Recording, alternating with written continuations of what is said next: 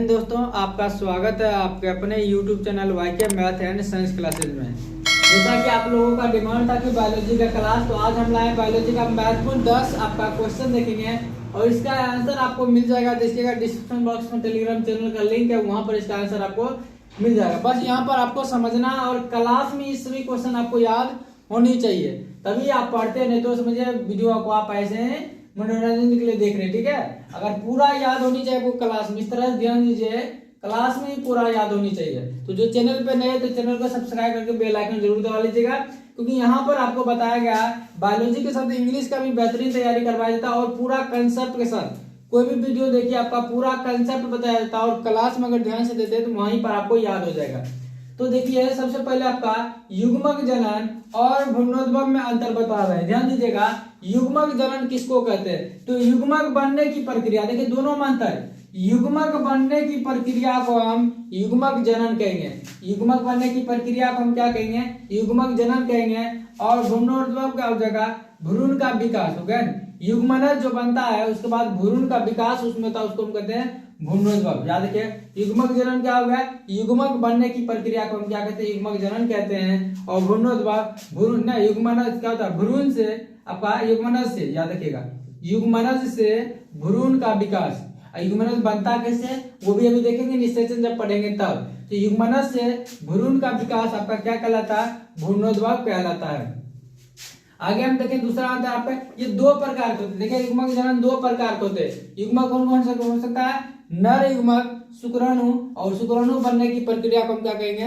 शुक्राणु जनन कहेंगे या शुक्र जनन, जो कि आपका लगभग 35 डिग्री सेल्सियस टेम्परेचर पर होता है। याद रखना, शरीर के टेम्परेचर से लगभग 2 डिग्री सेल्सियस कम पर होता है आपका शुक्राणु का निर्माण।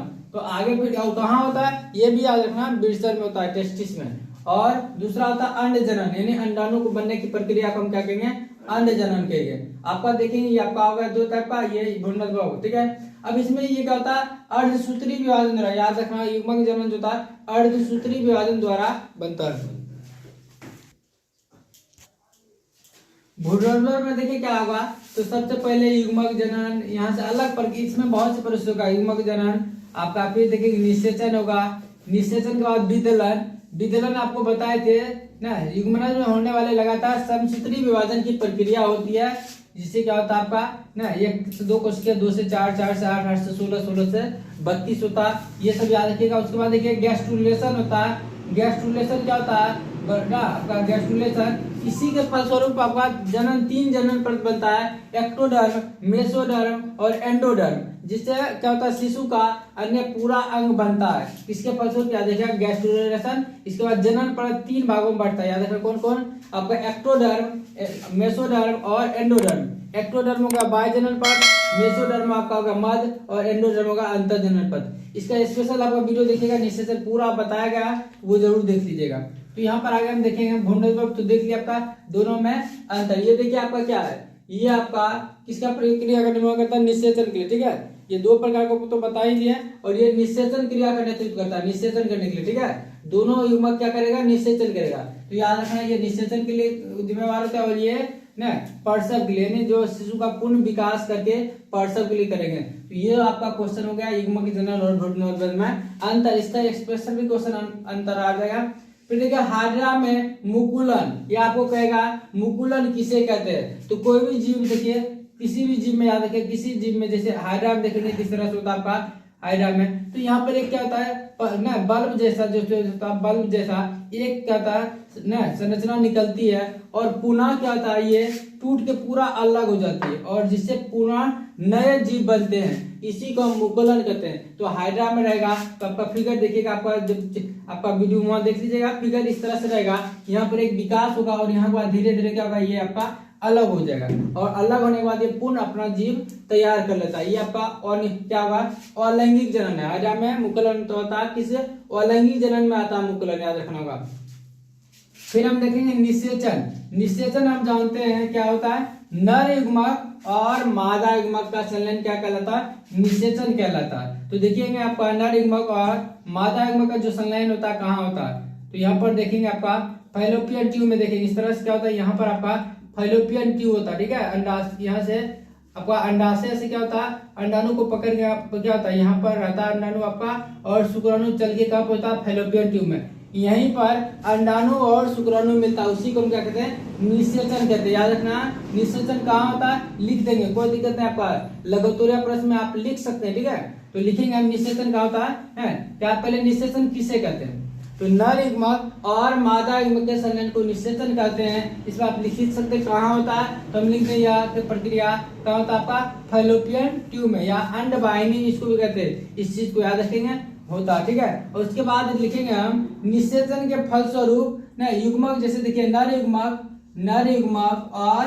मादा युग्मक, और जानते हैं कोई भी युग्मक आपका अगुणित होता है यानी एन और एन रूप का। जब ये बनेगा तो आपको क्या हो जाएगा, 2n के रूप में युग्मनज प्राप्त हो जाएगा। देखिएगा युग्मनज क्या होगा आपका, द्विगुणित होता है, और कोई भी युग्मक हो, चाहे नर युग्मक हो या मादा युग्मक हो, वो आपका अगुणित होता है। अब देखेंगे, आपको जानते हैं नर मनुष्य में कितने गुणसूत्र पाए जाते हैं, आप कहेंगे 23 जोड़े, ठीक है। मनुष्य में चाहे नर हो या मादा में 23 जोड़े गुणसूत्र पाए जाते हैं, जिसमें आपका मनुष्य की हम बात करें, उसके युग्मक में नहीं, मनुष्य में 23 जोड़े याद रखेंगे।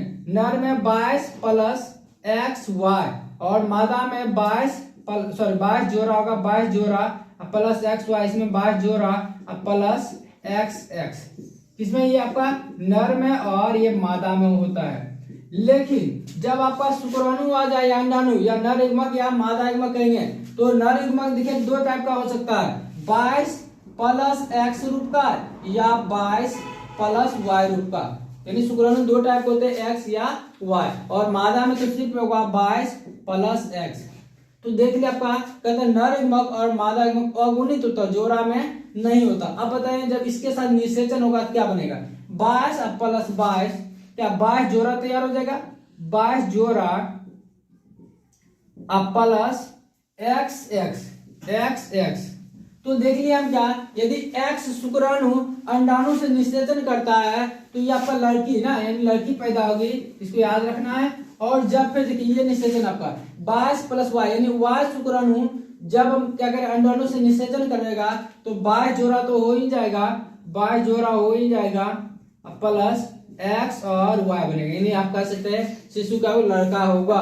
तो ये क्या होगा, किस पर निर्भर करेगा, तो वो सिर्फ शुक्राणु पर निर्भर करेगा। कौन, अगर X शुक्राणु से करेगा तो समझे लड़की पैदा होगी, और Y शुक्राणु से निषेचन होगा तो लड़का पैदा होगा। तो यहाँ याद करना, आपको निषेचन में इतना चीजें नहीं लिखना, आपको पूरा कंसेप्ट आपको बता दिए हैं। जब लिंग निर्धारण करे तो आप ये सभी चीजें लिख सकते हैं। अब देखेंगे 23 जोड़े गुणसूत्र होते हैं, उसमें 22 जोड़े जो होते हैं ऑटोसोम्स होते हैं। 22 जोड़े क्या होता है आपका, ऑटोसोम्स होते हैं, जो नर और मादा में, ये जैसे देखें ये दोनों तो आपका समान ही होता है, ये आपका ऑटोसोम्स कहलाता है। और 23वां जोड़ा जो होता है आपकी लिंग क्रोमोसोम कहते हैं, याद रखिएगा। आपका अलग से लिंग क्रोमोसोम पूछा जा सकता है क्या है, तो लिखेंगे मनुष्य के नर तथा मादा में 22 जोड़े गुणसूत्र एक समान होते हैं, जिसे हम ऑटोसोम्स कहते हैं। और 23वां जो होता है वो आपका नर में XY और मादा में XX होता है, जिसे हम क्या कहते हैं, लिंग क्रोमोसोम कहते हैं। और याद रखिएगा शरीर के सबसे छोटी गुणसूत्र है आपका Y, यानी सबसे छोटा क्रोमोसोम कौन है, Y। इस चीज को भी याद रखिएगा, आपका ऑब्जेक्टिव में काम आ जाएगा। अब हम देखते हैं नेक्स्ट क्वेश्चन, सेब को आभासी फल क्यों कहते हैं। अब ध्यान दीजिए, सबसे पहला बात है ना, फूल का कौन सा भाग फल बनता है, देखिए याद रखना, अंडाशय लिख देंगे। पुष्प का यदि अंडाशय फल बनता है, पुष्प का अंडाशय फल बनता है, तो उसे हम वास्तविक फल कहते हैं, याद रखना, या यथार्थ फल कहते हैं, याद रखिएगा। वास्तविक फल किसे कहते हैं, जिसका अंडाशय क्या होता है, फल में बदलता है। और आभासी फल याद रखना, अंडाशय को छोड़ के, तो सेब में देखेंगे, सेब के फल के निर्माण में पुष्पासन भाग लेता है, इसलिए हम लिखेंगे सेब को आभासी फल, झूठा फल या मिथ्या फल भी कहते हैं, याद रखना। और इसमें आप इसमें लिख सकते हैं एक्स्ट्रा कि चूंकि आपका क्या था, फूल का अंडाशय यदि फल बदलता है तो सेब क्या कहेंगे, वास्तविक फल कहते हैं। जबकि सेब का जो पुष्पासन फल में बदलता है, इसलिए उसको हम क्या कहेंगे, आभासी फल कहेंगे। आराम से आप ये आंसर करते जाएंगे, आपको जरूरी नहीं कि आपको रट्टा लगाना। बार बार कहते हैं साइंस में आप रट्टा नहीं लगाइए, बल्कि उसको समझने की कोशिश कीजिए, जिससे आप अधिक से अधिक आंसर कर सकते हैं। और अगर रट्टा लगाते हैं परीक्षा में, अगर वो क्वेश्चन नहीं मिलता है तो आप क्या कीजिएगा कि लिख पाएंगे? नहीं लिख पाएंगे। इसलिए आप समझने की कोशिश कीजिए, उससे संबंधित दूसरा क्वेश्चन भी आप लिख सकते हैं। अगर वीडियो पसंद है तो वीडियो को लाइक कर दीजिए और शेयर कर दीजिए, और चैनल पे नहीं तो चैनल को सब्सक्राइब करके बेल आइकन जरूर दबा दीजिएगा। अब हम देखेंगे परसब। अब देखिए परसब, तो परसब देखेंगे, परसब क्या होता है ना, तो गर्भस्थ शिशु के पूर्ण विकास के बाद जन्म लेने की प्रक्रिया, हो गया जन्म लेने की प्रक्रिया, याद रखिएगा जन्म लेने की प्रक्रिया को हम क्या कहते हैं? प्रक्रिया को प्रसव कहलाते हैं, याद रखिएगा प्रसव कहते हैं। स्पेशल आपका देखिएगा ये वीडियो आपका बना हुआ नहीं तो हम बना देंगे आपका पूरा आपका जनन सिस्टम का, तो वो देख लीजिएगा। वहां पर आपको दीर्घ उत्तरीय प्रश्न ऐसे भी आपको बताए थे, नर जनन तंत्र या मादा जनन तंत्र का इस बार रहने की संभावना आपका दोनों में से कोई एक रह सकता है। तो देखिए प्रसव किसे कहेंगे? कुछ नहीं कहेंगे, गर्भस्थ जो शिशु था उसके पूर्ण विकास होने के बाद जो शरीर से बाहर निकलने की प्रक्रिया कही है या जन्म लेने की प्रक्रिया को हम प्रसव कहेंगे। इसको प्रभावित करने वाला देखेंगे आपका हार्मोन कौन हो जाएगा? ऑक्सीटोसिन हार्मोन, याद रखिएगा ऑक्सीटोसिन हार्मोन जो काम क्या करेगा? एक गर्भाशय पेशी में संकुचन उत्पन्न करेगा, गर्भाशय पेशी में संकुचन उत्पन्न करेगा, जिससे क्या गर्भस्थ शिशु बाहर आए। और रिलैक्सिन जो होता है, रिलैक्सिन एक और हार्मोन होता है जो क्या करता है? गर्भाशय ग्रीवा तथा अन्य भाग को ढीला कर देता है, जिससे क्या होगा? आसानी से गर्भस्थ शिशु बाहर आ जाए। इसको याद रखना, परसव आपका बहुत ही महत्वपूर्ण टॉपिक था। और ऑक्सीटोसिन जो हार्मोन हो दुग्ध उत्क्षेपण के लिए, ये हार्मोन जिम्मेदार दुग्ध उत्क्षेपण, याद रखना इस क्वेश्चन को भी। आगे हम देखेंगे वृषण और अंडाशय। अब हम देखेंगे वृषण और अंडाशय के कार्य। तो सबसे पहले वृषण के बारे में जान लीजिए, ये आपका नर जनन तंत्र का प्राथमिक अंग है। प्राथमिक अंग नर जनन का कौन सा? वृषण टेस्टिस है। और इसका काम जान लीजिए, ये नर हार्मोन जो होता है टेस्टोस्टेरोन और आपका नर युग्मक आपका कौन सा? शुक्राणु का आपका निर्माण कौन करता है? याद रखना वृषण। तो वृषण समझ गए, ये आपका क्या? नर जनन तंत्र का प्राथमिक अंग है। और ये नर हार्मोन टेस्टोस्टेरोन और नर युग्मक शुक्राणु का निर्माण करता है। शुक्राणु का निर्माण जानते हैं आपका कितना पर होता है? 35 डिग्री सेल्सियस पे, लगभग शरीर के टेम्परेचर से 2 डिग्री सेल्सियस कम पर। अब हम देखेंगे अंडाशय, सेम इस तरह से कह सकते हैं, यह आपका मादा जनन तंत्र का प्राथमिक अंग है। अंडाशय क्या आपका? मादा जनन तंत्र का प्राथमिक अंग है। और ये मादा हार्मोन, याद रखेंगे मादा हार्मोन एस्ट्रोजन और प्रोजेस्टेरोन का स्रावन करता है। और फिर उसके बाद जो आपका मादा युग्मक जो होता है अंडाणु, याद रखें मादा युग्मक